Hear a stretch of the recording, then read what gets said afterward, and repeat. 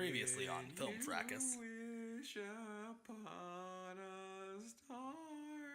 Anyway, we're here, we're back, we are better than ever. We're trying. And, we're talking Disney movies this season. We have Aladdin, Atlantis, The Lost Empire, Beauty and the Beast, The Little Mermaid, D2, The Mighty Ducks, Pirates of the Caribbean, Curse of the Black Pearl, Mary Poppins, and Tron. You can't have a good Disney movie without a proper Disney villain. Let's talk winners. Let's talk our winners. I'm going with Jafar from Aladdin. I'm gonna choose Barbossa from Pirates of the Caribbean. But overall, I am also going to pick Barbossa. When I examine all of these villains, it's the best one is Jafar in a way. Jafar. What are we doing this time? Are we kicking them out of the Magic Kingdom? That's what I was going to say. Yeah, we're kicking him out. Kicking him out of the castle. Yeah, kicking them out of the castle. I think I'm going to have to go with Mary Poppins. I'm also gonna vote Mary Poppins. Brett, you stole the words right out of my mouth. I was going to make the exact point that while it is a movie that doesn't need a villain, that is kind of what we're looking at. And it's one of those things where it's like luck of the draw. I have no other vote than Mary Poppins. It doesn't have a villain. I mean, it's a shame. We're not going to get to talk about production design with it. We're not going to get to talk about songs with this movie. We're not going to get to talk about Mary Poppins herself. It's a real big shame that we don't get to talk about all these things. It's a fantastic movie that I love dearly. I grew up with it. But we said villains, and I started looking at a list, and I was like, well, shit.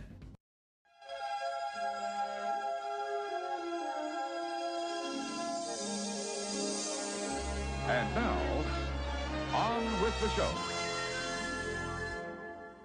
Hello, everybody. It is whatever time you're listening to this, and it is time for some Film Fracas. So drop to your knees and cry out, "Why God?"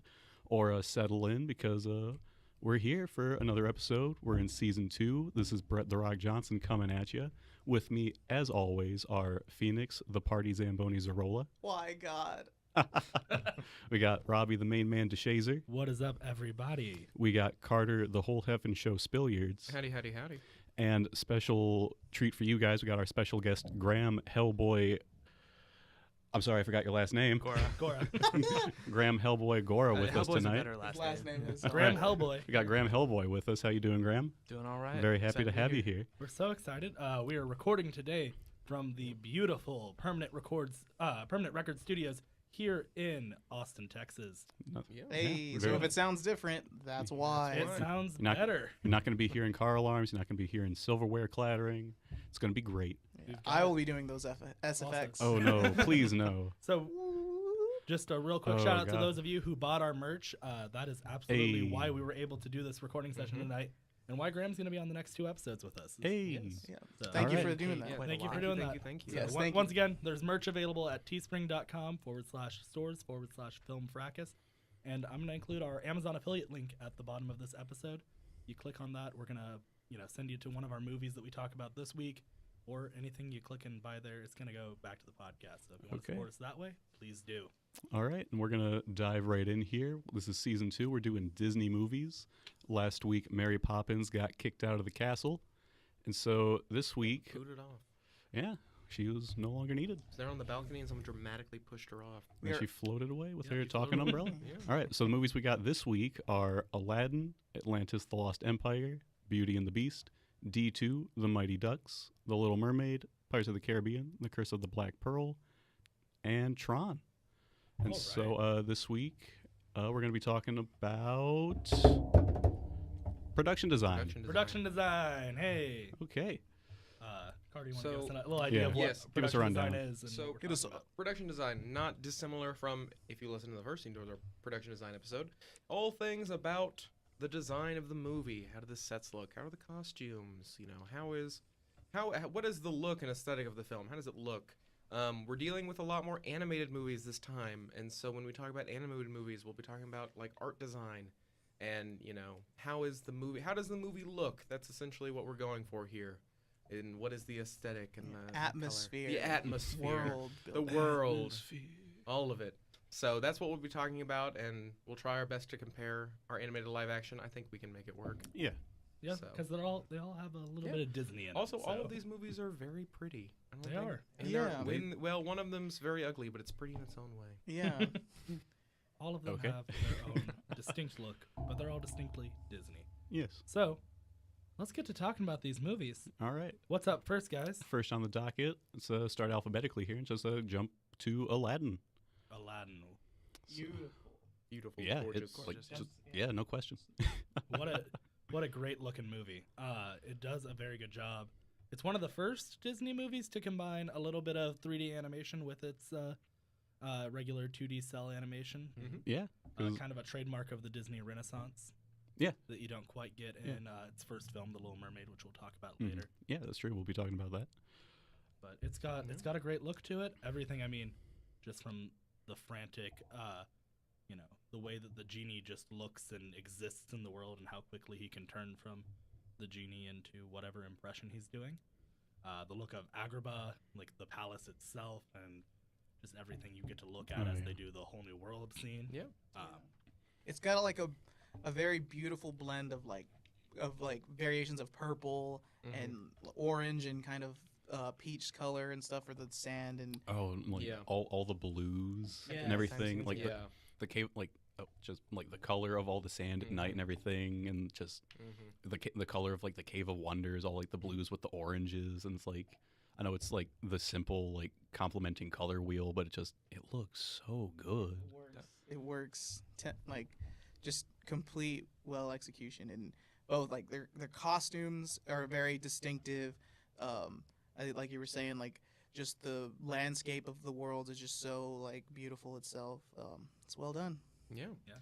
I absolutely love it. I think like what you all said, and the kind of, because they take all the like Persian and Middle East architecture and whatnot, and they make kind of, it is its own kind of like thing. It's not necessarily modeled after any one particular city or building or anything like Yeah. Agrabah and all that. It's very much like takes inspiration from all different kinds of things. One of my favorite designs in the entire movie is the interior of the Cave of Wonders. Like Yes.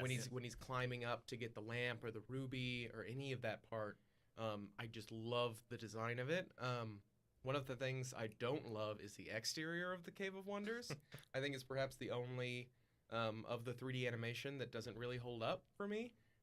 It's very kind of jarring how... It's very dated. Yeah. It's very dated, but I think Um, it still it- is well designed. I don't Yeah, know. No, if it's well well executed. it's well designed. It's the effects that don't hold but up.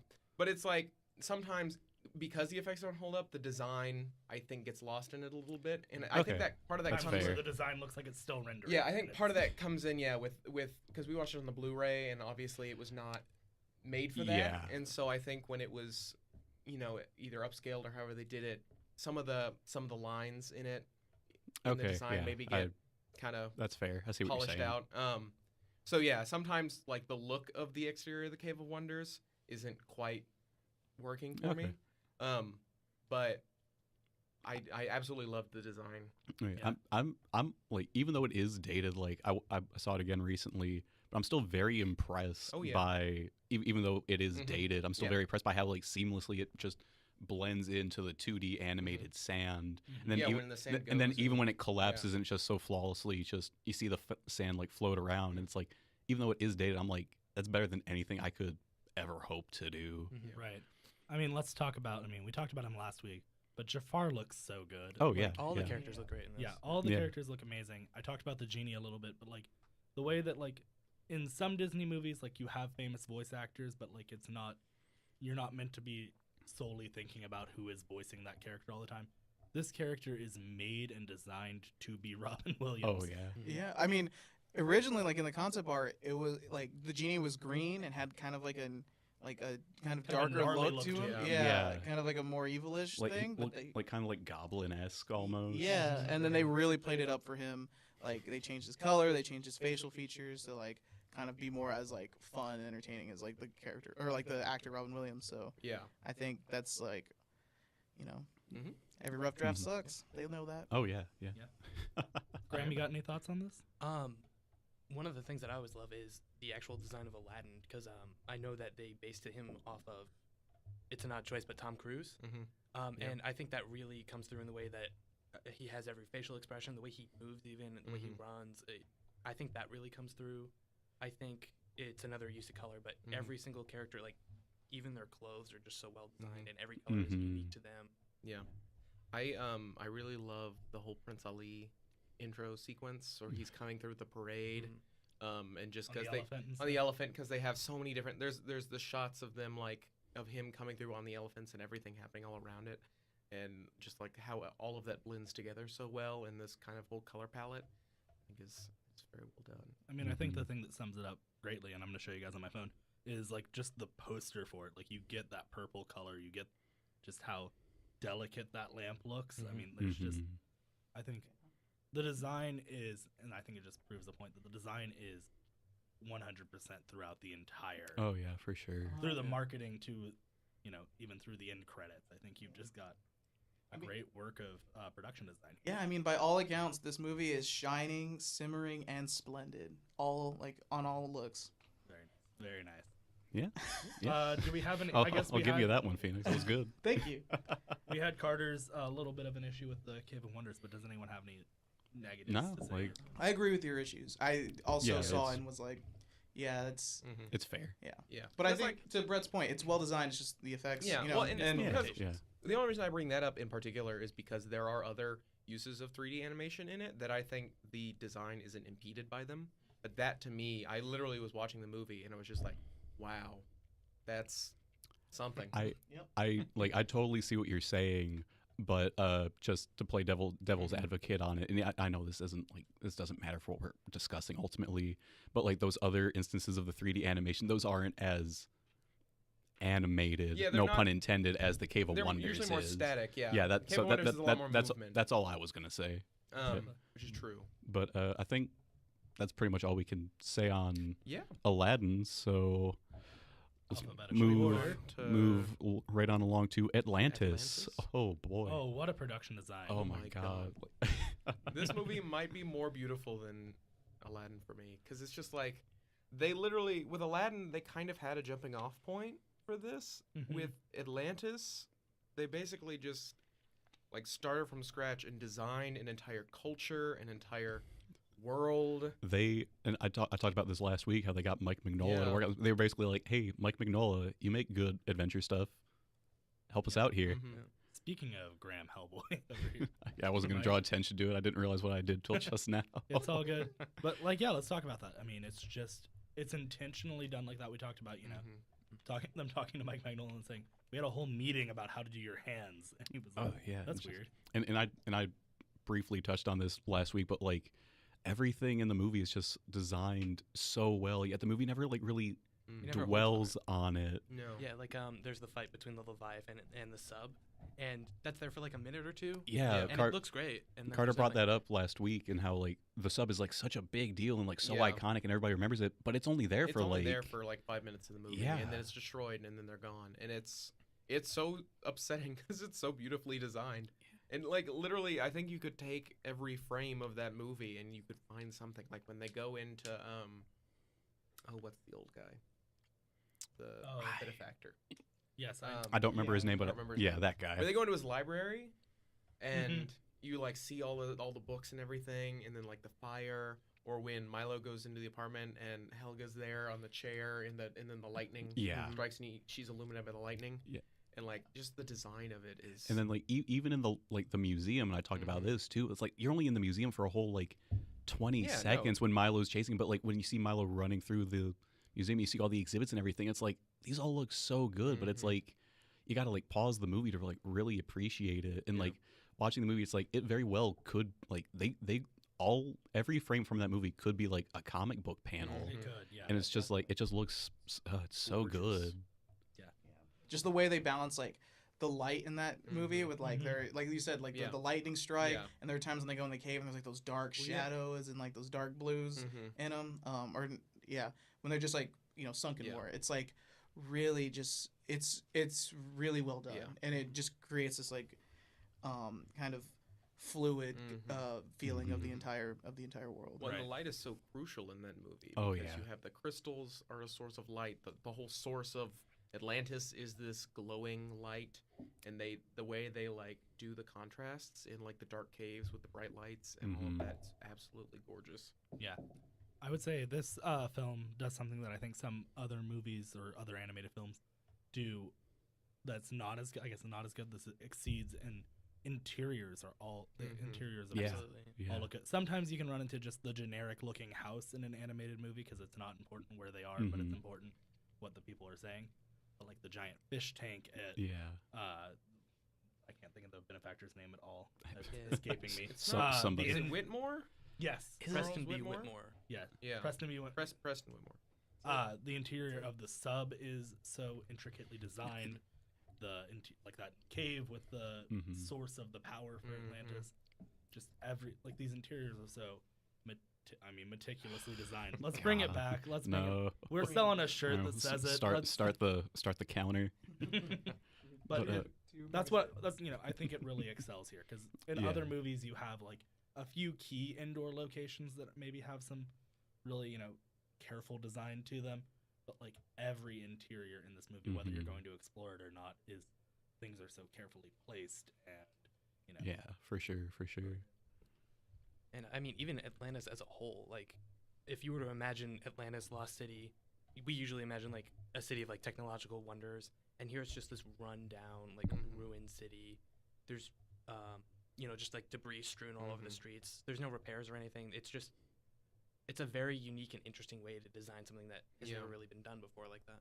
Well, and then even when it comes back to life at the end, and like the light goes through that shot of the city with all of the light glowing and all the like the cracks and designs and everything, it's just the use of blues and the contrast, it's incredible. Whole And lot even of blue. the oranges when they're doing the fight at the end and the fire from the explosions and stuff, and the oranges and the blues, how those contrast. It's another simple color wheel contrast. The only part where the design slips for me is when Tiberius Rourke, best name ever for a villain, when he just turns blue and he just goes crazy. That's the only spot where I'm kind of like, I feel like they could have done something a little bit more better than just turning him blue and then he explodes. But I don't know what they could have done. But that's that's like the only spot where like the design goes from like a 10 to something not a 10. Yeah, would you have wanted but it to be like him turning into like a creature or something? like that's the thing. I'm not entirely sure, but it's like just something other than what they did. just something that wasn't just solid blue, like if it was like his veins were like That would've highlighted been- or that would've been something and his cool. eyes turned Her like, eyes turned blue. his eyes did turn like a solid color, but the fact that he was just His all whole body blue, turned- that, and Yeah, it that is. goes back to like in the Cave of Wonders. Sometimes when they do that all one color, some of the lines that give more of the like detail and definition get lost in it, so it looks more kind of amorphous. so, that's the only like one tick I would give against it. But I mean, we've gushed about this movie, so Right. it's okay. it's good, but it has its flaws. Can I add one last thing? Yeah. One of the things that I think is fantastic in this movie is all the character designs. Oh yes. Like there are some characters that I still can't remember the name of, but I can remember the design of Yeah. every single one. Yeah. Like you have Mole, you have the Doctor, you have Cookie, you have Vinny, who's like my favorite Disney character ever. As the explosive Problem expert who owns a flower shop. The problem is I only got like 4 of these. Yeah. Oh, And I I got made a bridge. 2 of my own, and then Yeah, because Phoenix was talking. Yeah, Phoenix and I were talking about the designs of the characters last week too. About how it's like they're all so neutral. It's like they could be mercenaries, but they could be good guys. And just the way they kind of like change allegiances. Like the design really highlights that. It's like these are just people. and like and then like the When they're design supposed to be of warm, aliens, you too. see that warmth in them. Yeah. And when they're supposed to be cold-blooded mercenaries, you see that Yeah. too. And there's not really any change to that. They're not making them more angular at that moment. So they're just Yeah. And I think it's because of like those like thin but like definitive lines of their outline. Like they kind of give them like a very like hardened kind of, not blocky, but like they give them a kind of It is kind of angular. it's angular, and it kind of gives them kind of a feeling of like intimidation, I guess. And but they never when turn that up to like do it. It's the design it's is so- how it is. It is a very angular movie. The only like really like circular character is Mole, and that works to his effect. But like again, this is where like that Mike Mignola influence comes out as seeing just how angular Well, and everybody is. I really like that. It's not a bad thing. Yeah, at all. no. No, but what's nice about that is because if you compare it to other Disney movies, like Disney movies are all about like curves. Yeah, Mhm. like And this is like Like, Aladdin, yeah. especially 100%. If Cur- we're doing like tit for curves. tat, that movie is all just curving, objects, and this one is very angular, but it's so good. So Yeah. with Okay. that, Let's move right on along. to another fantastic looking movie. I feel like a lot of this is gonna be like, oh It's my gosh, this Disney. is beautiful. Yeah, it's Beauty and the It's their Beast. Oh bread my and gosh, butter. it's Oh beautiful. my gosh, it's beautiful. in And the beastful. The ballroom. You can't beat that. Phoenix. The library, The library, You The let me have ballroom. one. Yeah, the I like ballroom. everybody gets one Phoenix. the design of every background in the mansion. Yeah. The little French town. The design of every single character, Oh, from yeah. Lumiere to Cogsworth to And- that's actually where I would say some of it does, and I think it's mostly in your villagers. Mhm. A lot of them tend to be very generic villagers. You have your baker with his tray like always, and he's probably the most standout other than like your real named villagers. Like yeah, like her father. like or- yeah, anyone other than your father Gaston and LeFou. yeah. Like you really don't. I would argue though that they don't have to stand out. They are just, in keeping with the movie, they are kind of just simple villagers. It's not their story. They are there just for background, I would say. Because Sorry, IMDb's opening up ads while I'm trying. Because, while I'm looking up things. Sorry, I Graeme. would say I would say that every other main character is very clearly designed. And one of the things that I actually love with this movie is Belle is the only character to wear blue for a majority of the movie until we get to that ballroom scene. Mm-hmm. And then we have the Beast come down wearing blue, and that it's a really great simple use of color that really signifies their connection and Yeah. relationship. Yeah. For sure. Yeah. For sure. I didn't even know And that. then Fun to, fact. to bounce off Graham, that the ballroom scene, and Robbie was talking about with Aladdin, how that's like one of the first instances of combining the 3D animation with the 2D animation. And Beauty and the Beast is where I think the Beauty and the Beast was like the first time they did it, or at least like the first time they did it on such a grand scale, and Yeah. it was Mhm. groundbreaking and innovative. Holds up a lot better. Beauty and the Beast was the first one to use the Yeah. 3D mixed with 2D. That's what I thought. Because then the next year was Aladdin. Yeah. And Aladdin, they tried to do more like innovative, push the boundary kind of Mhm. thing. Which they Which did. they did. Yeah. But yeah, Beauty and Yeah. the Beast did it first. They're And- probably, I mean, in the grand scheme of things, probably brainstorming them at the same time. Oh yeah. Oh yeah, no, for sure, definitely. But yeah, no, Beauty and the Beast I think does it. Yeah. To my note about the villagers being Yeah. a little generic, I think that there are times in this where the villagers are generic that where like something like Aladdin does it a little bit better. I think that like Aladdin, when you have generic characters, they are intended to show a lot about them. Like you have your generic guards who all look the same, and like they, you know everything you need to know about them from that. Whereas some of the like characters in Beauty and the Beast that are background characters, they're just background characters. I would agree. And like in Beauty and the Beast, you have that whole song about, oh, there goes the baker, same like always. It's Right. just routine. It's rote. yeah, It's a very simple, pedantic life. yeah. So Graham took the words straight out of my mouth. Like it really exemplifies, like, oh, look, this sleepy little French town. Like it's normal, it's generic. I want something Yeah. more, and just like Fair enough. Yeah. like it. I feel like it works. Like I'm not Yeah. entirely disagreeing with you. Yeah, I mean, I would But- agree. In Aladdin, there's a lot more stand-up background characters. There's the Yeah. captain of the guard. There's all the different women. Just in that the- merchant. Yeah. Yeah, there's the Yeah. merchant. Dude. In the Market. in the bazaar, yeah. Yeah. But then you get to the castle with all the servants that have been transformed, and that I feel like that's where all the design like Really. Oh, yeah. really comes For out. sure. I kind of agree halfway with Robbie and halfway with y'all. I don't think that I think it was almost purposeful that the villagers didn't need to be the most like intricately designed Mhm. characters, but also if you look at like let's say Atlantis or Aladdin, if you were to take a shot of just a big group of people, like if you were to take a shot in Atlantis of a big group of like Atlanteans, you could pick out an individual character design of each of those Atlanteans that's Yeah. unique.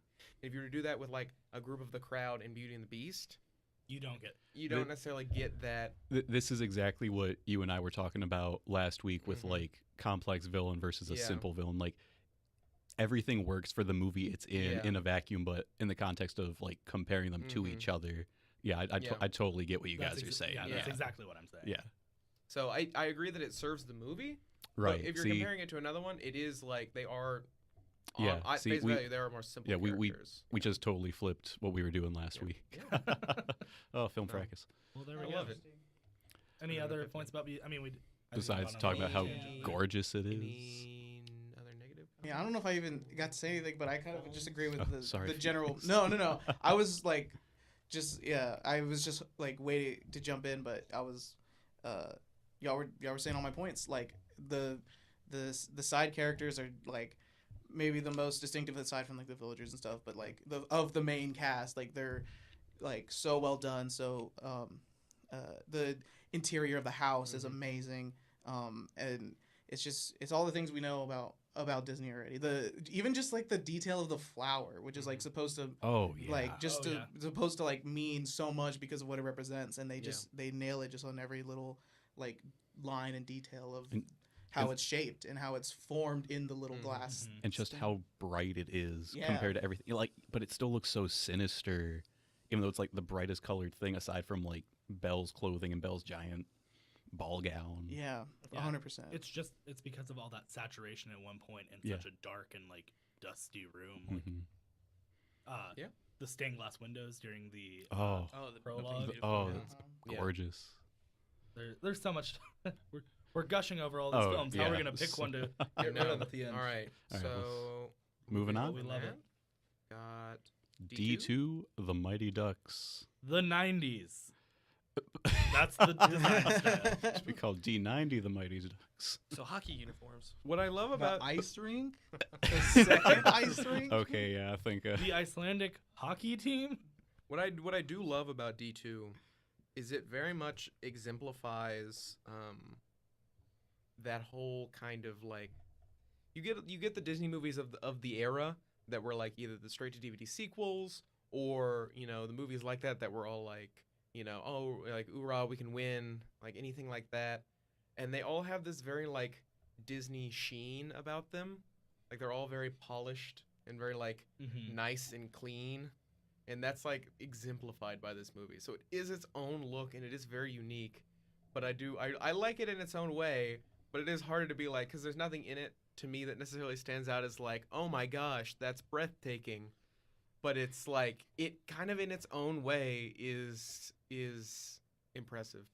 Yeah, and I think like one thing that I have to give it credit for is I think it has, both in like aesthetic and especially in like costume, is like they really get that like ragtag like Midwestern kind of vibe to it, especially with like the way the characters look and like how they're practicing on the ice rink and where they're from, and like that.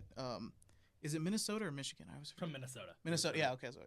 Yeah. So like how they're practicing at the beginning and like in Minnesota and stuff.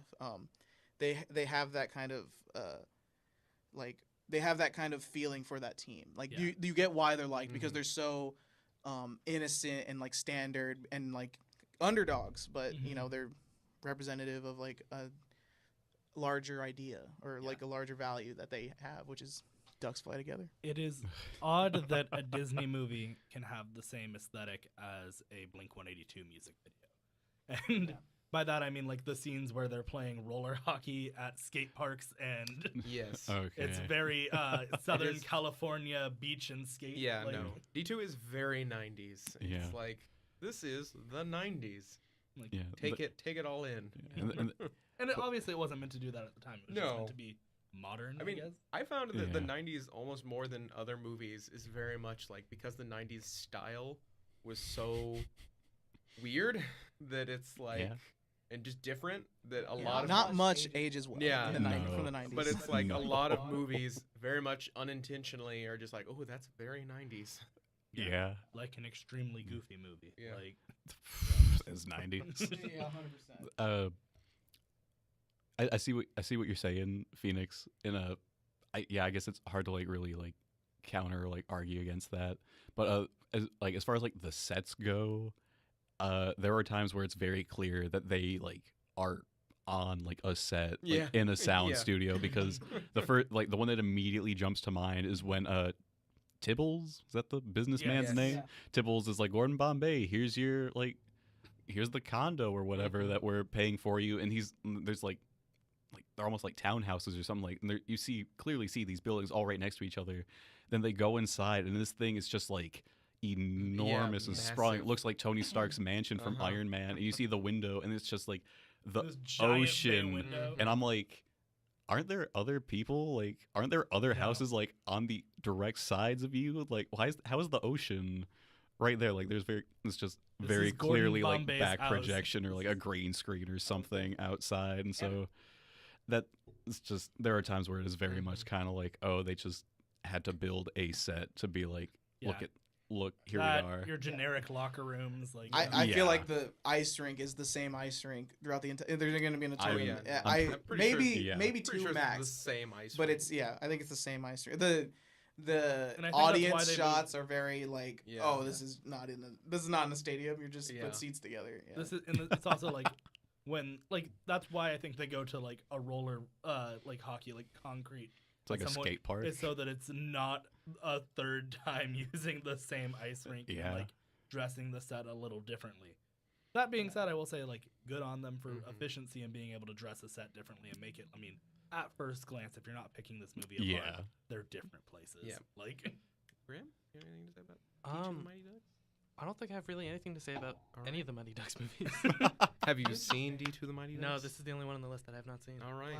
Wow. D2 the Mighty Ducks, Is- just watch it for the Icelandic hockey team that The deflates a beach. the beach ball in the most Oh. weirdly intimidating scene. Which, if we were to give again some credit, they the costume of the Icelandic team is like very like kid Disney evil Yes. by Yes. design. But it's good. It's good. It's good. Yeah. Just dark. It's just black. black Yeah. and gray. It's and definitely like a holdover from like the Cold War. They didn't want to make them a Russian team, so they just chose a different country. But like, they're definitely the stand-in for the Russians in this. Like, definitely.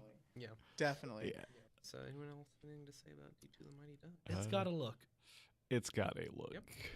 So, moving on from there, we want to talk about The Little Mermaid. Little Mermaid. Little Mermaid. Let's see. I love the way this one looks because it's the beginning of what's known as the Disney Renaissance for those uninitiated that are, that maybe don't know the lingo of talking about the history of Disney movies. Uninitiated.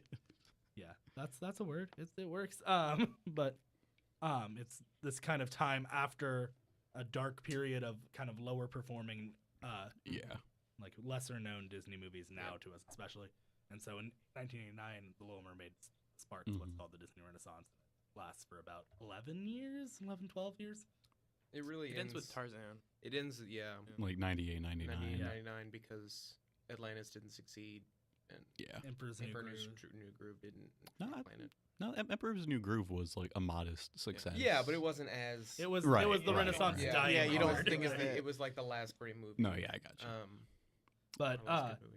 I love that it's the beginning of this, but it's also still has the look of some Yeah. of your classic Disney princess movies. It's still, we watched it on Blu-ray, Yeah. and it's, I mean, you can tell that like which, just how it's still not hand Yeah. painted, but still like Well, has that painted look. it is to hand painted. The backgrounds. The backgrounds It's- are all It was hand-painted. the last Disney movie that did full hand painted backgrounds.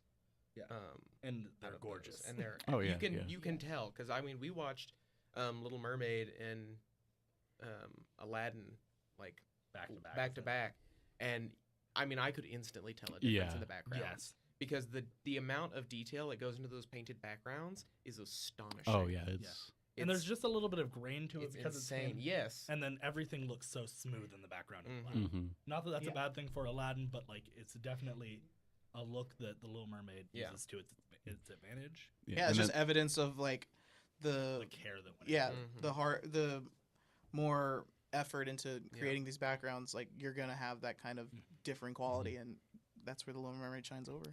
And then the closest that we've gotten to like all hand painted backgrounds in a Disney movie since then was Lilo and Stitch. Mhm. Yeah, with those watercolors. Yeah, all the watercolor Watercolor backgrounds, and like backgrounds. that's gorgeous. But Yep. we're not talking about Lilo and Stitch. Talked about it last. We Yeah. should be, but I mean, Season Yeah. 1. Oh well, Go listen to season 1 if you haven't.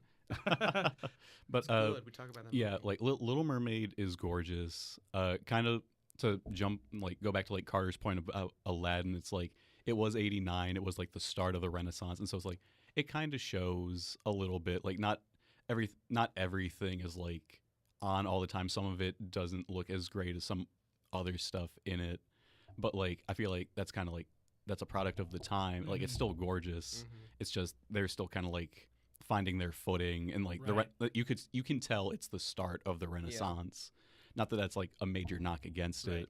What I would say is kind of like a tick or a knock against it is that as much as I love all the underwater stuff, it's not as like just all the stuff that's not in Atlantica that's underwater. It just kind of looks it's just very generic when you compare it to like Atlantica and when they're Denmark.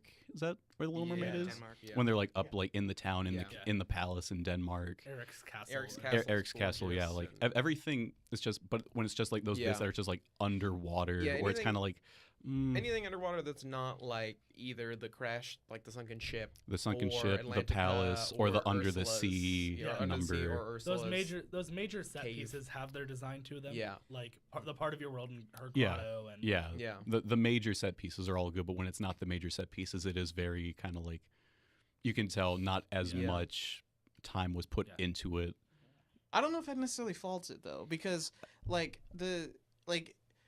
I think of course, like when there's big locations and like standout locations, like the stuff in like the parts that aren't located supposed to be just parts in the ocean are gonna feel not as like not tried to be true, only because when we get to those locations, that's where it like because the regular kind of water stuff is very, I guess, generic or maybe not as like detailed or given some more, interesting stuff in the back. Like once we get to those interesting locations, it like makes it more okay. It gives it kind of stronger connotations. But I will give you like a movie also in this realm that maybe does it a little bit better, and that's like Finding Nemo, where like it's still very like it's not static. Doesn't feel as static as like something like The Little Mermaid does, where it's like there's still something going on every time you see open ocean. Yeah, like I totally see what you're saying, but just talking in the context of comparing them to each other, we talked about Aladdin and Atlantis and even Beauty and the Beast, where it's like Atlantis has all those huge set pieces, but everything else is still everything in on all the between time. is I on just all the time. I just Beauty feel and the like Beast, it's- and as we said so much last season, every movie's like not every movie can't be on all the time. There's going to be that ebb and flow and everything.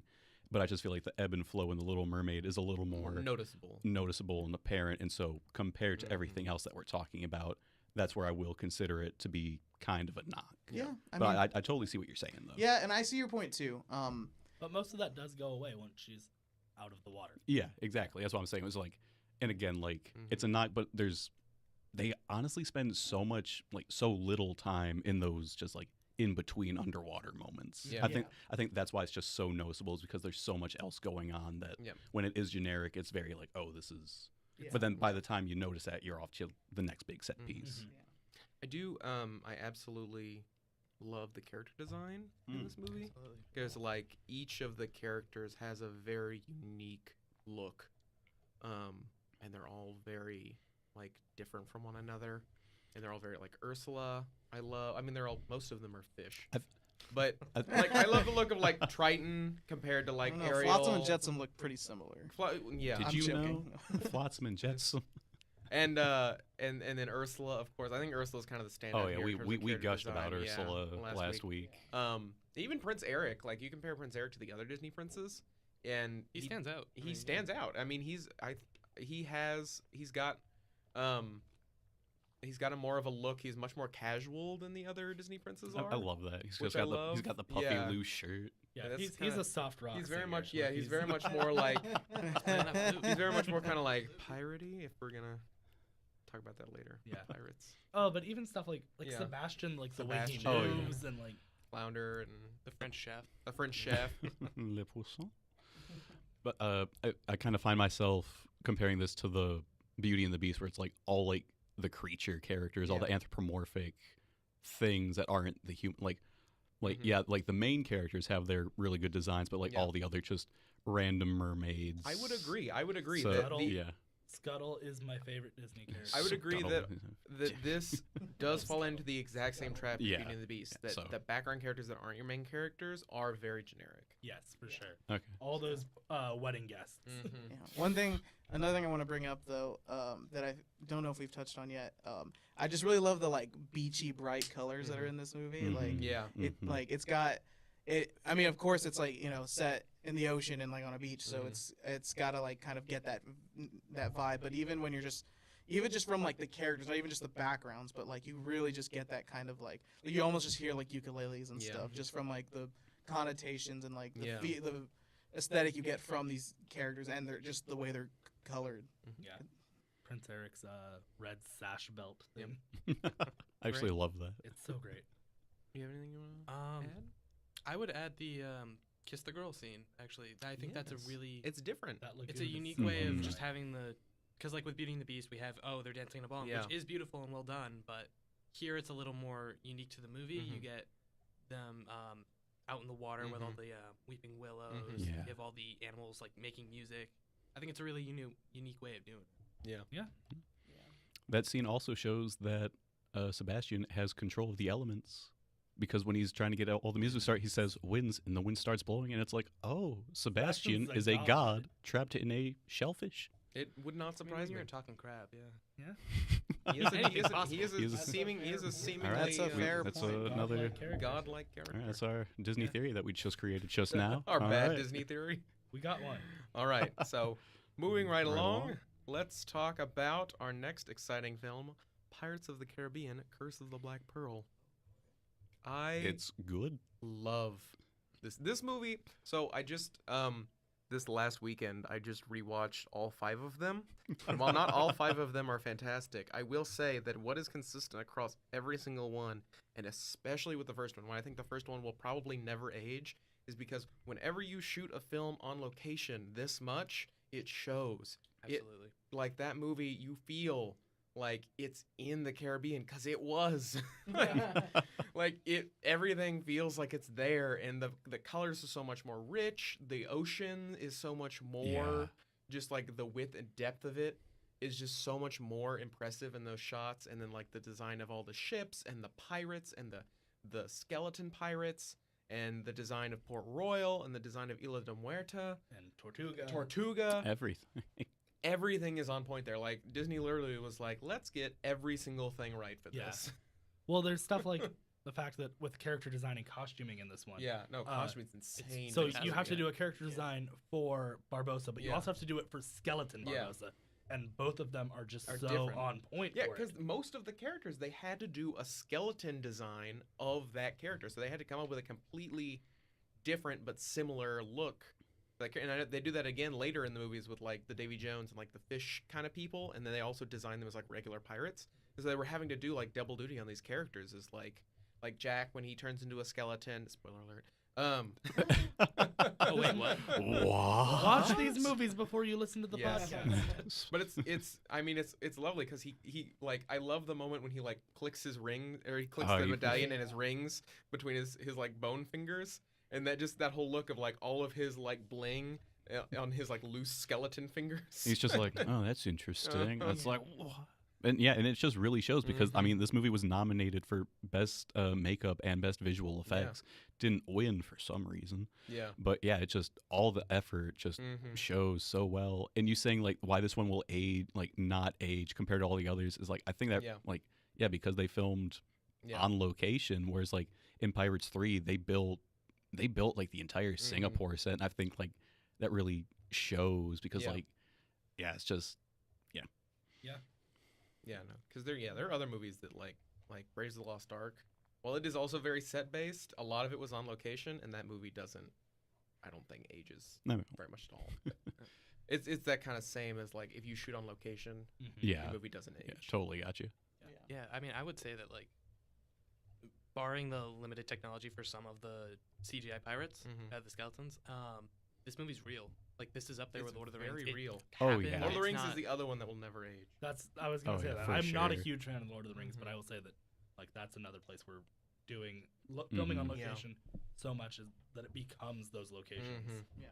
It's just astonishing. yeah, anything with like where they're out in the water and stuff, you just know. You feel yourself there because of the effort they took to like kind of get into that. Well, and I even love like how costumes change. So you have like Will at the beginning, and he's in his like blacksmith. Yeah. And then in the majority of the movie, it's a little more like torn up because he's been out on these adventures. And at the end, he's got that whole new outfit when he's like saving Jack, and it's just like the costumes like continue to get more and more impressive. So Mm-hmm. I think we've said I think we said quite a bit about that. quite a bit about it. Does anyone have any knock against? I think Graham was right. There's yeah, sometimes just where the- the skeleton pirates don't look amazing, but It's the limited technology. I mean, it's nothing against Yeah. the designs in particular. Yeah. It's Right. I mean, this is more subjective. My knock is just like, I feel like a lot of the times, like, I feel like in terms of color, it's really just kind of, like, there's like one or two colors with, like, aside from like Jack Sparrow or maybe Barbossa, because it's very like all of the costumes and like all of like the set of the ship and like it's just all like brown and white for the most of it, I think. It's like there's brown and white, and then like blues in the ocean. Yeah, well, I was talking like costumes. Yeah. Well, yeah. Specifically costumes, it is mostly brown. I mean, Mhm. Barbossa is definitely more like black. because he's Like the villain. Jack's more browns, and he's got some accent colors. He's got Mhm. reds Yeah. and different colors on him. Yeah. Will But I mean- wears white. Yeah, but I'm kind of torn on that flaw because, like, they're pirates. Yeah. So They're not going to be in big Yeah. flashy. Yeah, Yeah. that kind of comes with also like the time period they're Yeah. occupying. You're not going to see Orlando Bloom running around with like a neon green shirt Yeah. of some Yeah, no. kind. yeah. yeah, But like, no, I kind of see what you're saying. yeah, it's just a little. It's just, I mean, And then when you for a get- Disney film, it's a Mhm. little subdued in color, but Yeah. maybe that's its charm. But I Like, think and when you get that's- to places where people are maybe higher class and they could have Yeah. more color, Because like the they're people more in, uniform. yeah, the like people the in soldiers. Port and- Royal Yeah. and the soldiers and everything have a lot of color. Yeah. Like Governor Swan has a lot of color. but there's not a lot of variation because a lot of it is. Yeah. Mhm. And you spend most of the time with the pirates too. Yeah. Okay. All right. We have We got have one one more. more. one more. Best We're for doing last. very well on time. Yeah, we're doing okay. This was the one, Tron. this was Tron, this was baby. The one that I said at the beginning. This movie is ugly. Like, it's so ugly, but it's also so gorgeous. Like, I love the design of it because it's so unique, but it's also like almost almost visually unappealing in its own way. It's, Like the I- whole movie's a cursed image. like I'm gonna say it. I love it. I absolutely adore the look and the color and everything, and like how it looks in the design. But then I also hate it at the same Like time. talk about- this movie is definitely the most dated. Yes. This is the one that definitely was the most like product of its time. Mhm. But what they were doing, like, this was 82, Mhm. like, and you kind of like Yeah. you made like a quip about it last week, like, oh, look at what computers can do. It's like, but like Mhm. at the time, like, this was groundbreaking. At the time, this was revolutionary. And so it's like, look at what computers could do, but then like you look at what computers can do today, and so of course it's gonna be like, nah, Yeah. Tron's ugly. Which, yeah, Tron hasn't aged well, but like putting like the look of it, like the design of everything, Yeah. like when you're not in the computer world, like the design of just the NCOM building and Incom like or Flynn's Arcade. Or, yeah, Flynn's Arcade, the Space Paranoids, Mhm. like the designs of the games Oh, yeah. themselves. Yeah. And it's like, yeah, when they're in the computer world, like it doesn't look great because Mhm. everything's got that weird blue on it. Yeah. But still, like the designs of the sets and the Yeah, designs of no. the costumes, the costumes, Solar Sailor, Everything. It's all gorgeous. it's just it's just hasn't aged well. But Yeah. what I will say about Tron that I love, and a lot of people talk, is that the thing about Tron is that there's no other movie in existence That looks like Tron. It's the only movie that looks like that, Right. Yeah. and so it's like you kind of have to give it points for that. Like, there's no other movie that looks like it because it's so unique. Yeah. And Tron won the Academy Award for Technical Achievement for this technique that Ken Perlin created called Perlin Noise, which was a kind of gradient texture to put on objects because he was upset and like annoyed with how machine-like all like the computer-generated effects look. So he came up with something else to make things look a little more like natural, not quite organic. Mhm. And just I feel like it was just, again, it was groundbreaking for the time. I mean, my only kind of like once I think of why like the production design of Tron, the light bikes. Light bikes are cool no matter Li- what. Yeah. That's true. all the vehicles, the light Yeah, no, cycles, yeah. Light cycles, yeah. I mean, just like that is something that, like, to your Mhm. point, Carter. Like, there's not a car that does that now, or if it did, it's because It's of because Tron. of Tron, yeah. Yeah, and it's just like a really cool thing. The I think the color is pretty underrated too. I know we talk about it's blue or whatever, but like the times The that it blues and uses the it reds as and- well, yeah. the times that it uses color, it's Mhm. like important.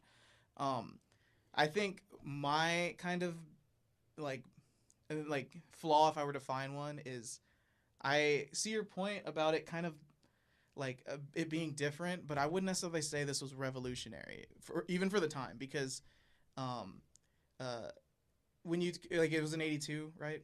Like, Star Wars was there before that, and Star Wars, when you compare Star Wars to Tron, like, Star Wars has aged pretty well. Tron has not aged well at all. That's because they're two very different things. Yeah. Star Wars was a lot of practical effects. Tron, But Tron- even the non-practical effects, I think, age better than Tron. Tron Like the is like- lightsaber, there, the hadn't, blasters. there hadn't been a movie up until the point that had been an entirely digital environment. Yeah, but that doesn't.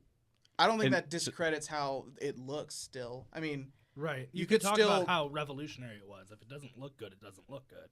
Like, Like, um, like what I give Tron credit for is I give Tron credit for, the like necessarily like the world it made and the look of these cars and the look of their costumes. I don't necessarily give it credit for its like how well it looks. Like, I give it credit for the premise it created Yeah. and like the ideas of like, oh, this world of a grid inside the computer, or these cars that have lights that kind of I guess create light behind it while during its track and Mhm. stuff. Like, I give it credit in I guess concept, but I don't know if I give it credit in execution, because even for its time, I don't think it holds up with other movies that also do pretty well special effects.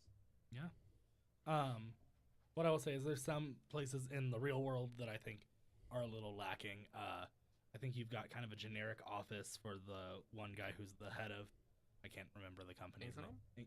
His Oh, I his love office. his office. I like his 'Cause office, but It's dark, and you've got the light of like just on him, and the completely like black obsidian desk almost. Mhm. Like, yeah, but I still feel like you've got like a beige room with a window. Like, but it's a dark room. It's in like a beige room.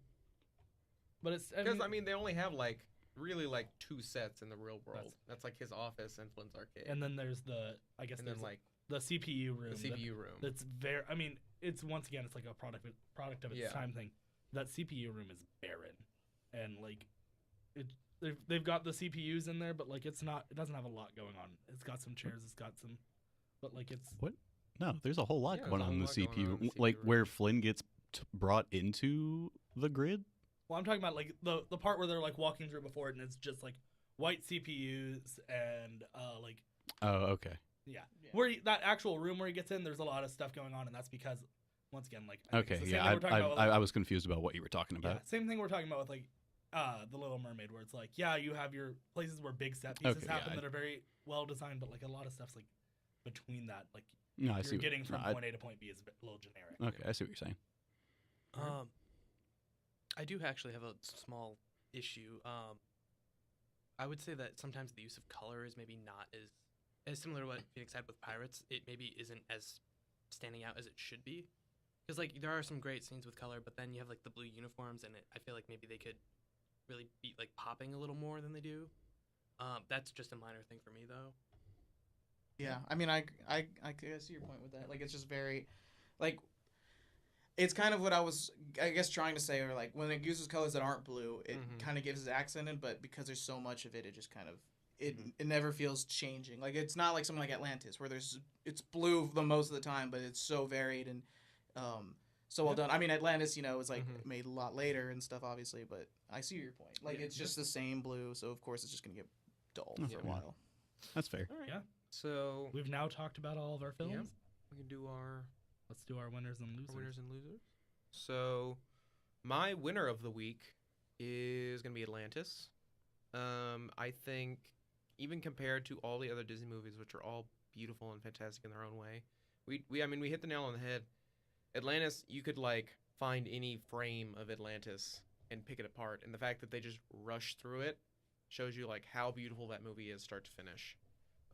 that literally every single frame has some amount of detail in it. Because we even talked about like Beauty and the Beast and Little Mermaid and stuff like that don't necessarily have like transition areas that aren't as detailed, but Atlantis from start to finish, every single frame, every single image is detailed.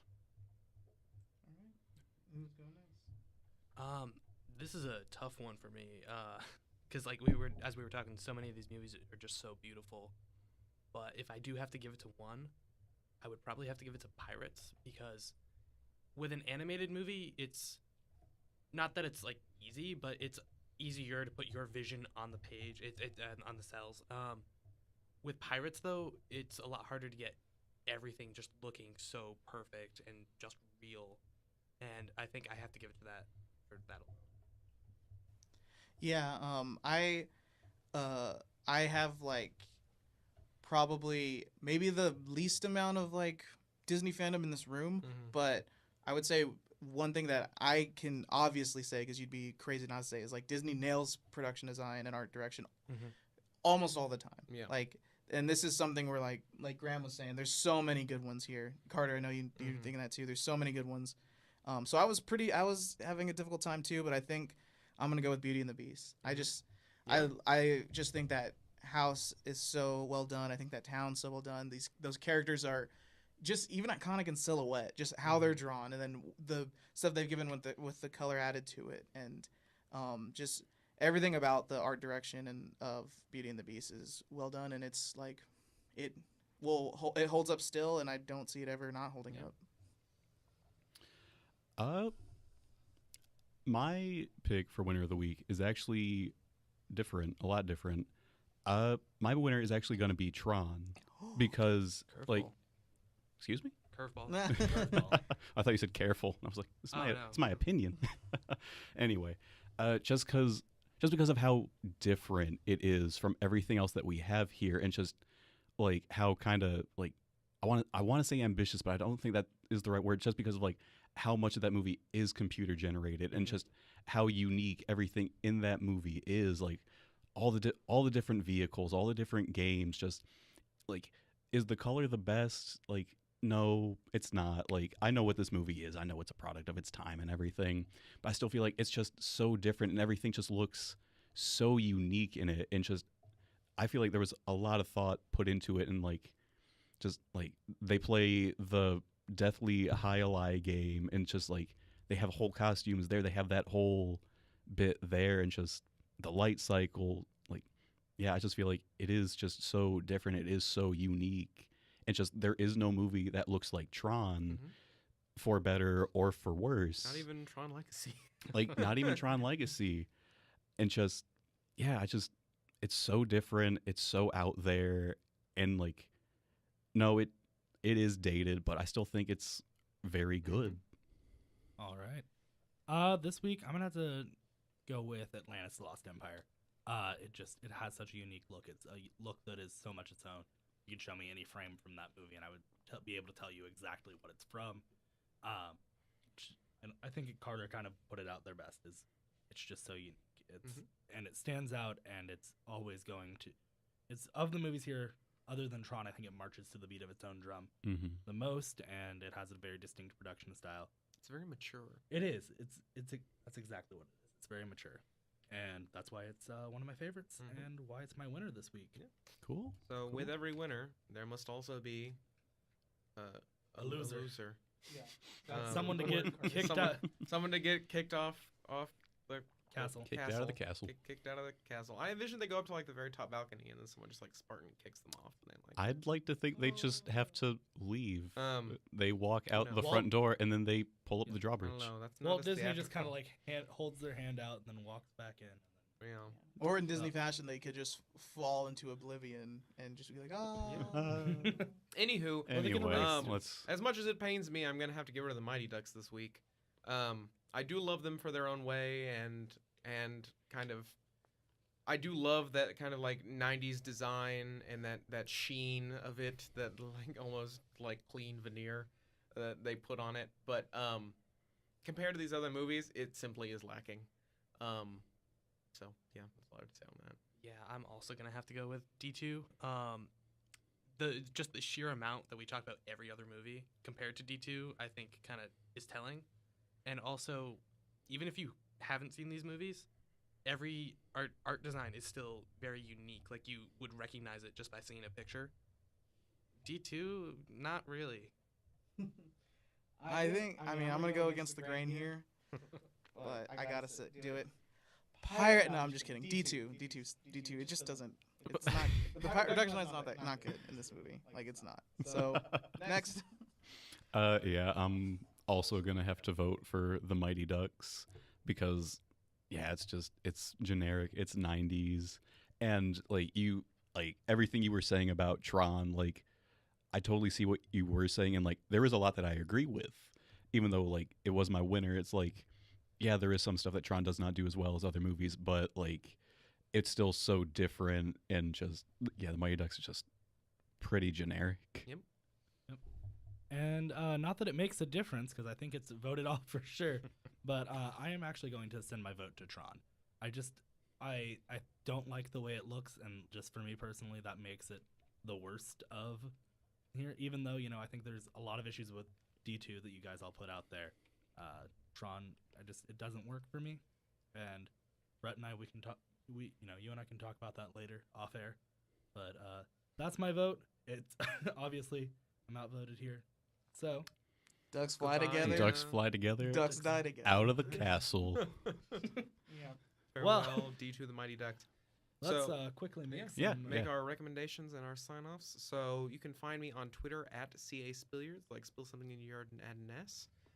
My recommendation for this week, because this is going out on Wednesday, yes? Yes. So they would have just premiered the first episode this past Saturday. Patrick Melrose on Showtime. It's a limited series, only 5 episodes. First episode just premiered last Saturday. Benedict Cumberbatch plays Patrick Melrose, based off a really popular series of novels. But it's essentially this like severe drug addict, and it's like this very like interesting look and phenomenal performance from him about this like man dealing with addiction. So highly recommend that. All right. I am Robbie_DeShazer on Twitter and Instagram. And this past weekend, I went back to my hometown, and I was just fortunate enough to be there for my sister and her boyfriend's MCU watch through before they go see Infinity War. And guys, Thor Ragnarok may be my favorite movie in the entire MCU. I'm going to recommend it if you haven't seen it. It's so good. We talked about production design today, so like just the production design, and that is incredible. But if you've seen it, you understand what I'm talking about. If you haven't, go see it. It's incredible. You can find me on Snapchat. I am Brett JHNSN1. Post a review of a movie as close to every day as I can. You can look at it and let me know if you agree or disagree, and we can discuss it. My recommendation this week is going to be the old 1970s Superman. Margot Kidder just passed away recently, so rest in peace to her. I hope Lois Lane is getting the scoop of the century in the next life. And yeah, the original Superman movie, it's great. It's so good. It's so wholesome and so just encapsulating of comic books from that era in time and just of what Superman should be. It's the perfect amount of camp, and it's so good. I love it.